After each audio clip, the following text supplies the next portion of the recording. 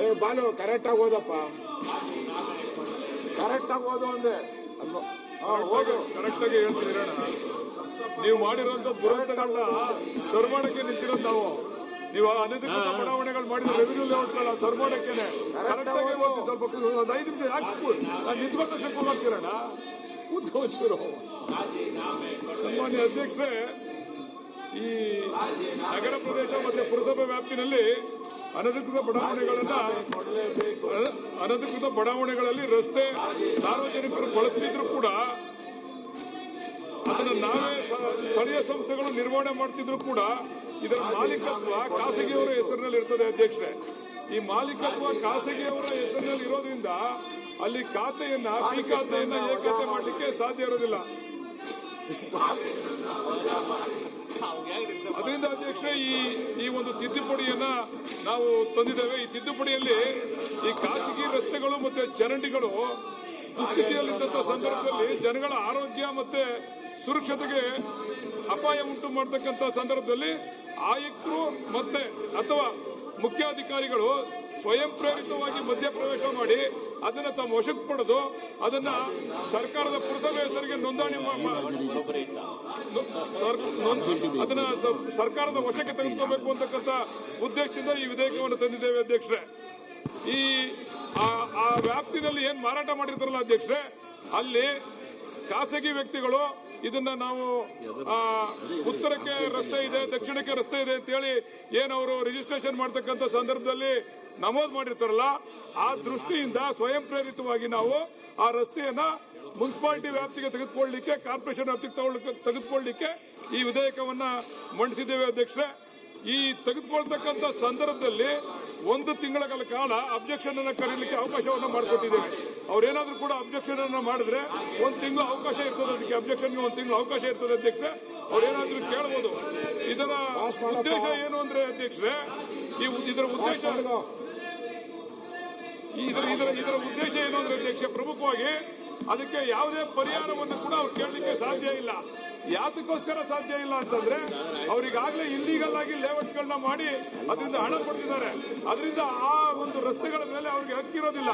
ಅದರಿಂದ ಆ ರಸ್ತೆಗೆ ಯಾವುದೇ ಪರಿಹಾರವನ್ನು ಕೊಡಲಿಕ್ಕೆ ಸಾಧ್ಯ ಇಲ್ಲ ಅಂತಕ್ಕಂಥದ್ದನ್ನ ಮಂಡಿಸಲಿಕ್ಕೋಸ್ಕರ ಈ ಒಂದು ವಿಧೇಯಕವನ್ನ ಮಂಡಿಸ್ತಾ ಇದ್ದೀವಿ ಅಧ್ಯಕ್ಷ.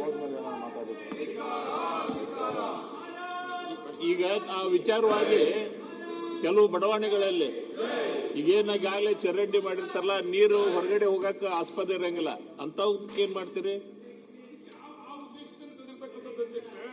ಇಲ್ಲಿ ಸರಿಯಾದ ಬಡಾವಣೆ ಮಾಡಿಲ್ಲ, ಚರಂಡಿ ಮಾಡಿಲ್ಲ. ಇದು ಸಾರ್ವಜನಿಕರ ಆರೋಗ್ಯದ ಮೇಲೆ, ಆ ಸಾರ್ವಜನಿಕರ ಓಡಾಡ್ತಿರ್ತಕ್ಕಂಥ ಸಂದರ್ಭದಲ್ಲಿ ತೊಂದರೆ ಉಂಟು ಮಾಡ್ತದೆ ಅಂತಕ್ಕಂಥ ಉದ್ದೇಶ ಇಟ್ಕೊಂಡೆ ಇದನ್ನ ನಾವು ಪುರಸಭಾ ವ್ಯಾಪ್ತಿಗೆ ಮತ್ತೆ ಕಾರ್ಪೊರೇಷನ್ ವ್ಯಾಪ್ತಿಗೆ ತಗೋಬೇಕು ಅಂತಕ್ಕಂಥ ಚರಂಡಿ ನೀರು ಮುಂದಾಡ್ಸಕ್ ಅದು ರೆವಿನ್ಯೂ ಜಾಗ ಬಿಟ್ಟು ಬಾಕಿ ವ್ಯಾಪ್ತಿಗೆ ಅದು ನಮ್ಮ ವ್ಯಾಪ್ತಿಗೆ ಬರಲ್ಲ, ಪಟ್ಟಣ ಪಂಚಾಯತಿ ವ್ಯಾಪ್ತಿಗೆ ಬರ್ತದೆ. ಅದೇ ನಮ್ಮ ವ್ಯಾಪ್ತಿಯಲ್ಲಿ ಬಂದಿರ್ತದಕ್ಕೆ ಮಾತ್ರ ನಾವು ತಂದಿರ್ತಕ್ಕಂಥದ್ದು ಕಾನೂನು. ಈಗ ವಿಧೇಯಕವನ್ನ ಖಂಡವಾಗಿ ಮತಕ್ಕೆ ಹಾಕುತ್ತೇನೆ. 2ನೇ ಖಂಡವು ವಿಧೇಯಕದ ಅಂಗವಾಗಿರಬೇಕು ಎನ್ನುವುದು ಸಭೆಯ ಮುಂದಿರುವ ವಿಷಯ. ಪ್ರಸ್ತಾವದ ಪರವಾಗಿರುವವರು ಹೌದು ಎಂದು ಸೂಚಿಸಬೇಕು, ಪ್ರಸ್ತಾವ ವಿರೋಧವಾಗಿರುವವರು ಇಲ್ಲೋ ಎಂದು ಸೂಚಿಸಬೇಕು. ಪ್ರಸ್ತಾವವು ಹೌದು ಎನ್ನುವರ ಪರವಾಗಿದೆ ಎಂದು ಭಾವಿಸುತ್ತೇನೆ. ಪ್ರಸ್ತಾವವು ಹೌದು ಎನ್ನುವರ ಪರವಾಗಿದೆ. ಪ್ರಸ್ತಾವಕ್ಕೆ ಒಪ್ಪಿಗೆ ದೊರೆತಿದೆ. 2ನೇ ಖಂಡವು ವಿಧೇಯಕದ ಅಂಗವಾಯಿತು.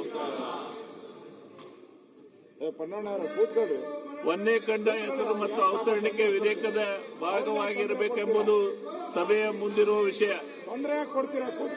ಪ್ರಸ್ತಾವದ ಪರವಾಗಿರುವವರು ಹೌದು ಎಂದು ಸೂಚಿಸಬೇಕು, ಪ್ರಸ್ತಾವ ವಿರೋಧವಾಗಿರುವವರು ಇಲ್ಲ ಎಂದು ಸೂಚಿಸಬೇಕು. ಪ್ರಸ್ತಾವ ಹೌದು ಎನ್ನುವರ ಪರವಾಗಿದೆ ಎಂದು ಭಾವಿಸುತ್ತೇನೆ. ಪ್ರಸ್ತಾವವು ಹೌದು ಎನ್ನುವರ ಪರವಾಗಿದೆ. ಪ್ರಸ್ತಾವವು ಅಂಗೀಕರಿಸಲ್ಪಟ್ಟಿದೆ. 1ನೇ ಖಂಡ ಮತ್ತು ಹೆಸರು ಮತ್ತು ಅವತರಣಿಕೆ ವಿಧೇಯಕದ ಅಂಗವಾಗಿದೆ. ಮಾನ್ಯ ಸಚಿವರು,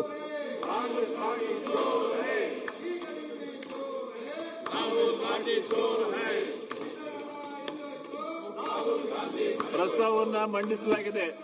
ಅದನ್ನು ಈಗ ಸಭೆಯ ಮತಕ್ಕೆ ಹಾಕುತ್ತೇನೆ. 2026ನೇ ಸಾಲಿನ ಕರ್ನಾಟಕ ಮುನ್ಸಿಪಾಲಿಟಿಗಳ ತಿದ್ದುಪಡಿ ವಿಧೇಯಕವನ್ನು ಈ ಸಭೆ ಅಂಗೀಕರಿಸಬೇಕು. ಪ್ರಸ್ತಾವದ ಪರವಾಗಿರುವವರು ಹೌದು ಎಂದು ಸೂಚಿಸಬೇಕು. ಪ್ರಸ್ತಾವ ವಿರೋಧಿ ಇರುವವರು ಇಲ್ಲ ಎಂದು ಸೂಚಿಸಬೇಕು. ಪ್ರಸ್ತಾವ ಹೌದು ಎನ್ನುವರ ಪರವಾಗಿದೆ ಎಂದು ಭಾವಿಸುತ್ತೇನೆ. ಪ್ರಸ್ತಾವವು ಹೌದು ಎನ್ನುವರ ಪರವಾಗಿದೆ. ಪ್ರಸ್ತಾವವು ಅಂಗೀಕರಿಸಲ್ಪಟ್ಟಿದೆ ಎಂದು ಮತ್ತು ವಿಧೇಯಕಕ್ಕೆ ಅನುಮೋದನೆ ದೊರಕಿದೆ.